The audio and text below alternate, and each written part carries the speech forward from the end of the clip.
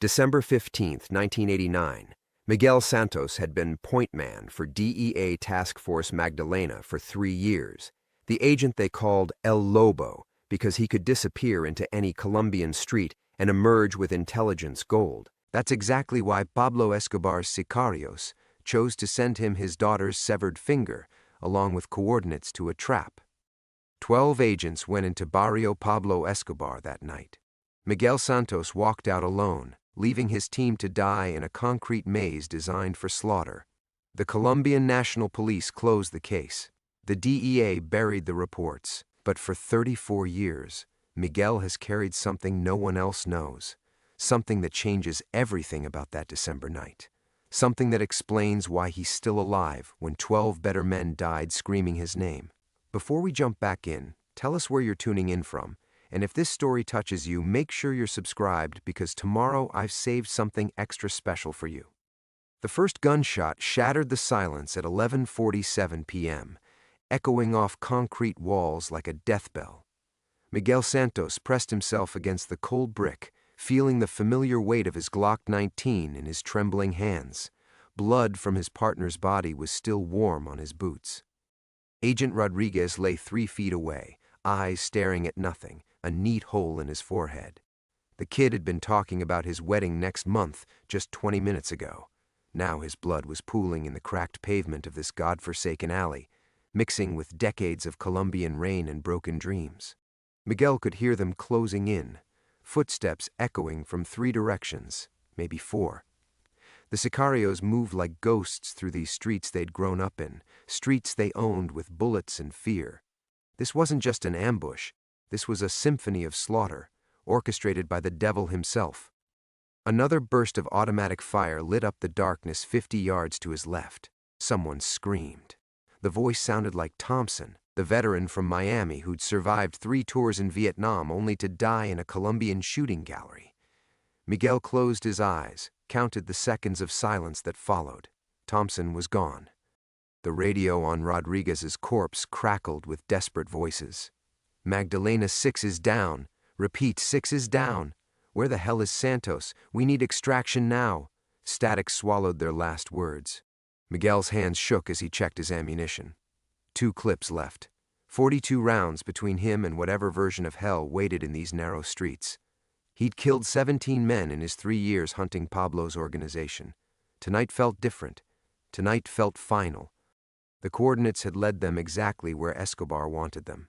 A concrete labyrinth in the heart of Barrio Pablo Escobar, where every window could hide a sniper, every doorway could birth death. 12 of the best DEA agents in Colombia walking into a maze designed by a psychopath who collected the suffering of good men like other people collected stamps. Miguel touched the photograph in his breast pocket. Isabella, his 8-year-old daughter, smiling gap-toothed at the camera during their last Christmas together. The same daughter whose finger had arrived in a blood-stained envelope that morning. The same daughter whose life depended on him walking into this trap. The sicarios had been clear. Come alone, and she lives. Bring backup, and they'd send him pieces of her until there was nothing left to save. So Miguel had done the unthinkable. He'd told his team about the kidnapping, but he'd lied about the ultimatum. He'd led them here knowing it was a trap, but not knowing they were the bait.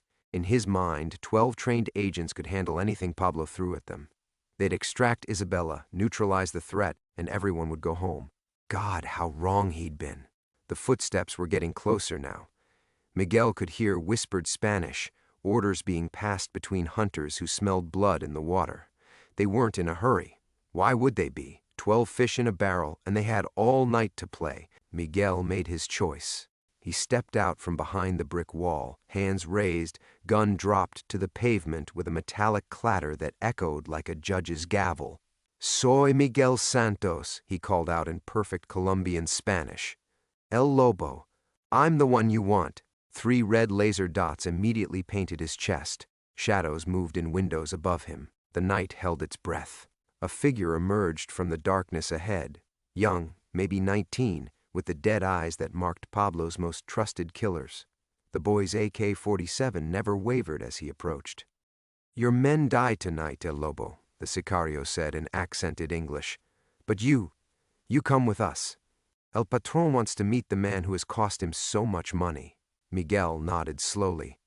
My daughter? Safe. For now. The boy's smile revealed gold teeth. But El Patron, he has questions about loyalty, about what a father will do to save his child. The other gunmen materialized from the shadows like demons summoned by blood.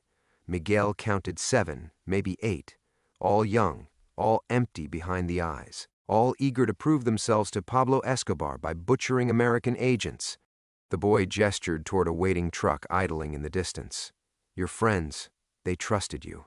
They followed El Lobo into hell because they believed in you. Miguel started walking, each step taking him further from his dying team, further from the man he'd been, further into a darkness he'd never escape. Behind him, gunfire erupted again. Someone screamed his name, voice raw with betrayal and pain. He didn't look back.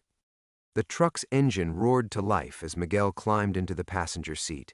Through the windshield, he watched muzzle flashes light up the barrio like deadly fireworks. His radio, still clipped to his belt, transmitted the final death songs of Task Force Magdalena. By morning, 12 body bags would leave Colombia on a military transport. The 13th agent, the one they called El Lobo, would simply vanish into Pablo Escobar's empire. Another ghost story whispered in DEA break rooms. But tonight, right now, Miguel Santos was still alive. And somewhere in this concrete hell, so was his daughter. 23 years later, the sound of gunfire still lived in Miguel's dreams. The Arizona sun beat down mercilessly on Santos Auto Repair, turning the concrete floor into a griddle that would brand flesh in seconds. Miguel wiped grease-stained hands on his coveralls and squinted at the ancient Chevy Impala before him, its engine block gutted like a sacrificial offering. The work was honest, methodical, the opposite of everything he'd once been. His weathered fingers traced the timing belt, muscle memory guiding him through the familiar ritual of resurrection. Engines were predictable. You could diagnose their problems, replace what was broken, make them whole again. Unlike men, unlike the ghosts that visited him every night at 11:47 p.m. exactly. Miguel! Rosa's voice carried across the garage from the small office where she managed his books, her accent still thick after 30 years in Tucson. The Martinez transmission is ready for pickup. He grunted acknowledgement, never looking up from his work. Rosa Delgado had been his neighbor, then his business partner, and for the last 5 years, something approaching family. She'd found him drinking himself to death in a studio apartment, surrounded by unpaid bills and empty bottles, and somehow convinced him that fixing cars could fix a broken man. She was wrong about the second part, but the work paid the bills. The bell above the entrance chimed, and Miguel heard Rosa's professional greeting switch to rapid Spanish. Another customer with transmission trouble, probably. Half of South Tucson brought their dying vehicles to Santos Auto Repair, drawn by Miguel's reputation for silence and fair prices. He never asked questions about why someone needed a car fixed fast, or why they paid in cash, or why they sometimes arrived with bullet holes in their quarter panels. Some secrets were worth respecting. Miguel's knees creaked as he stood, reminding him that 62 years had taken their toll. The young agent who'd once scaled rooftops in Medellin had been replaced by a careful old man who chose his movements with deliberate precision. He'd learned to live small, to want less, to hurt fewer people with his choices. Through the office window, he could see Rosa arguing with someone about a repair estimate, her hands moving in animated gestures. She'd been beautiful once, probably still was, if Miguel allowed himself to think about such things.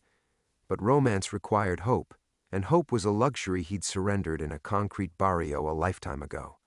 His toolbox was organized with military precision, each wrench in its designated slot, every screwdriver arranged by size and function. Order from chaos, control from devastation. These small rituals had saved his sanity during the dark years after Colombia, when whiskey couldn't drown the sound of his radio crackling with the final transmissions of dead friends. Rodriguez, Thompson, Martinez. 11 other names carved into his memory like headstones. The men who'd followed El Lobo into hell because they trusted him. Miguel shook his head, banishing the familiar spiral before it could take hold. Dr. Brennan had taught him techniques for managing the flashbacks during their court-mandated therapy sessions. Ground yourself in the present. Name 5 things you can see. Focus on sensation, not memory. Hot concrete under his boots. The smell of motor oil and transmission fluid. Rosa's laughter from the office. The taste of coffee gone cold in his thermos.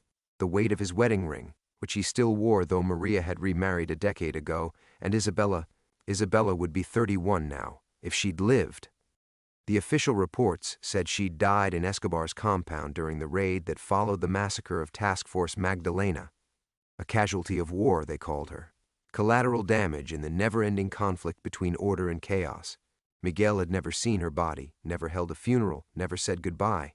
She'd simply vanished into the same dark hole that had swallowed his honor, his marriage, and his faith in justice. Some days he could almost convince himself she was out there somewhere, living under a new name, maybe with children of her own. But hope was dangerous medicine for a man with his particular poison, and Miguel had learned to live without it. The Impala's engine turned over on the 3rd try, rumbling to life with a satisfied growl. Miguel allowed himself a small smile. Resurrection, one combustion chamber at a time. Miguel Rosa appeared in the doorway, her expression unreadable. "There's someone here to see you." Something in her tone made his hand still on the hood. In 23 years of careful anonymity, visitors were rare. The few people who knew Miguel Santos the mechanic had no connection to the man who'd once carried a badge and called himself El Lobo. "They asking for Santos Auto Repair?" he asked carefully. "No, mi amor." Rosa's voice was soft with concern. "They're asking for Miguel Santos, the one who used to work for the government." The wrench slipped from his suddenly nerveless fingers, clattering against concrete like a gunshot in the Colombian night. Miguel's vision grayed at the edges, 23 years of carefully constructed distance collapsing in a single heartbeat. His chest tightened, as if invisible hands were squeezing the air from his lungs. The garage, his sanctuary, his refuge, suddenly felt as exposed as that blood-soaked alley in Barrio Pablo Escobar. "What do they look like?" His voice came out rougher than sandpaper. Rosa's dark eyes searched his face, reading the fear he couldn't quite mask. Young man, maybe 30, well-dressed, but... She paused, choosing her words carefully. "He has the eyes, you know, like he's seen too much." Miguel wiped his palms on his coveralls, surprised to find them slick with sweat despite the desert heat. In 2 decades of hiding, he'd imagined this moment countless times.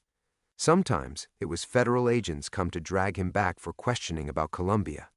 Sometimes it was cartel enforcers sent to settle old scores. But those nightmares always felt distant, theoretical, chess moves in a game that belonged to another man's life. This felt different. This felt personal. He walked to the small window that offered a view of the front office, moving with the careful deliberation of a man approaching his own execution. Through the dusty glass, he could see a figure silhouetted against the afternoon sun streaming through the entrance. Young, as Rosa had said, expensive clothes that seemed out of place in this working-class neighborhood, and something else, a stillness that Miguel recognized from his own reflection, the particular kind of calm that came from living with violence. The stranger turned slightly, revealing a profile that made Miguel's blood freeze. The jawline was different, hardened by years and purpose. The hair was shorter, darker, but the nose, the way he held his head when listening, these were genetic echoes that transcended time and circumstance. Miguel had studied photographs of that face for 3 years, memorized every angle and expression during long Colombian nights when sleep wouldn't come. It was impossible. The reports had been clear. Isabella Santos, age 8, presumed dead, killed during the military assault on Escobar's compound. Case closed, file sealed. But the man in his office carried her features like a genetic signature, twisted by masculinity and marked by experiences Miguel couldn't begin to imagine. "¿Qué quieres que haga?" Rosa's voice seemed to come from underwater. "What do you want me to do?" Miguel forced himself to breathe, to think like the agent he'd once been and instead of the broken mechanic he'd become. If this was some kind of trap, and everything about the situation screamed trap, then Rosa was already in danger just by being here. He couldn't protect her by hiding. He couldn't protect anyone by pretending the past would stay buried.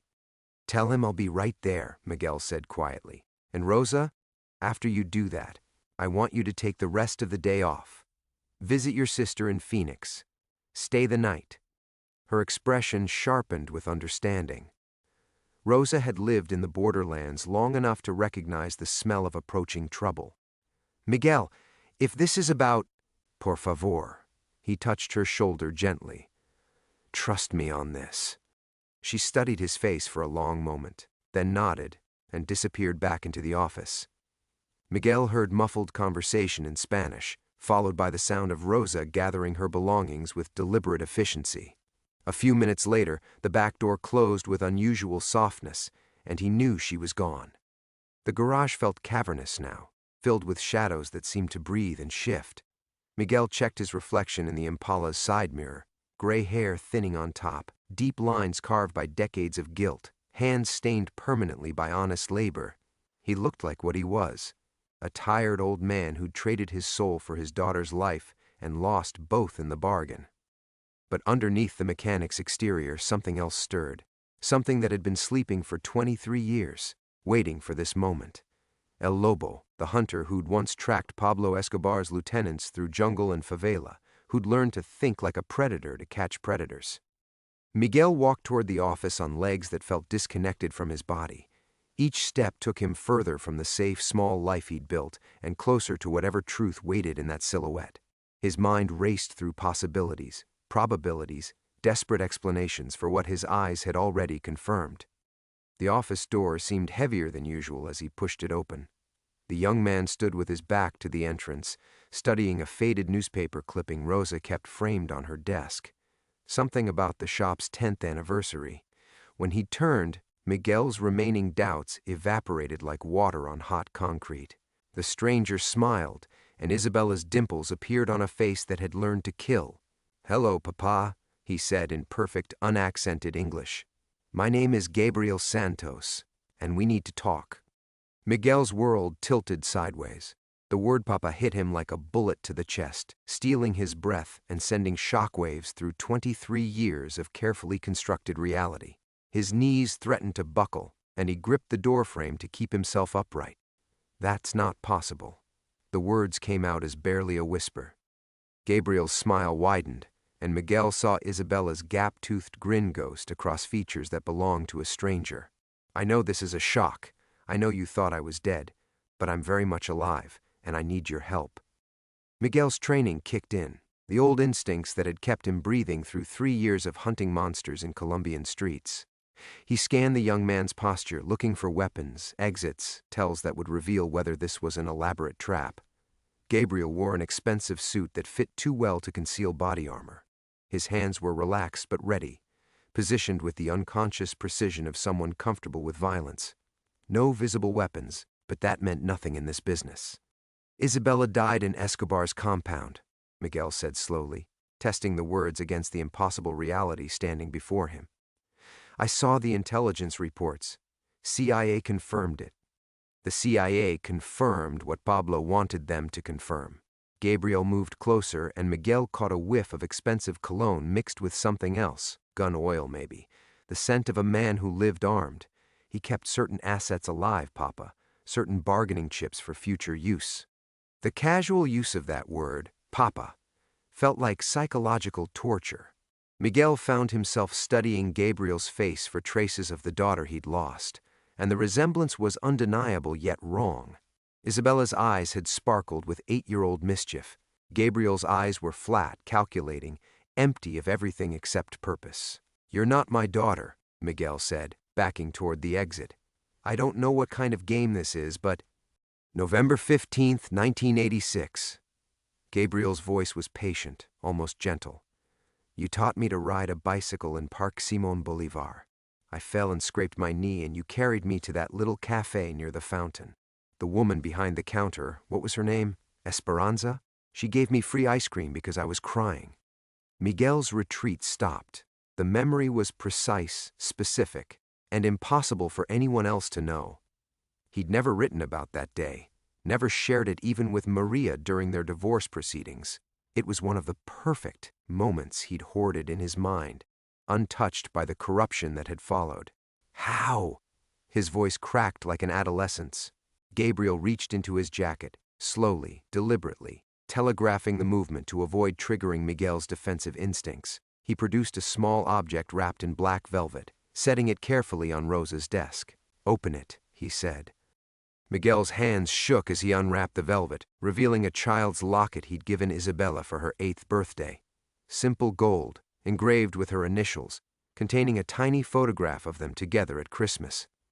The metal was tarnished now, the chain broken, but it was unmistakably hers. "This doesn't prove anything," Miguel whispered, but the words felt hollow even to him. "Inside," Gabriel prompted. Miguel opened the locket with trembling fingers. The photograph was still there, father and daughter laughing at some long-forgotten joke. But something new had been added, a small piece of paper, folded impossibly small, with words written in a child's careful handwriting, "Te amo, Papa." "Always remember our secret place." The secret place, the hiding spot behind the water heater where Isabella used to tuck her diary, thinking no one knew. Miguel had discovered it by accident but never let on, respecting his daughter's need for privacy. Only the two of them could have known about that space.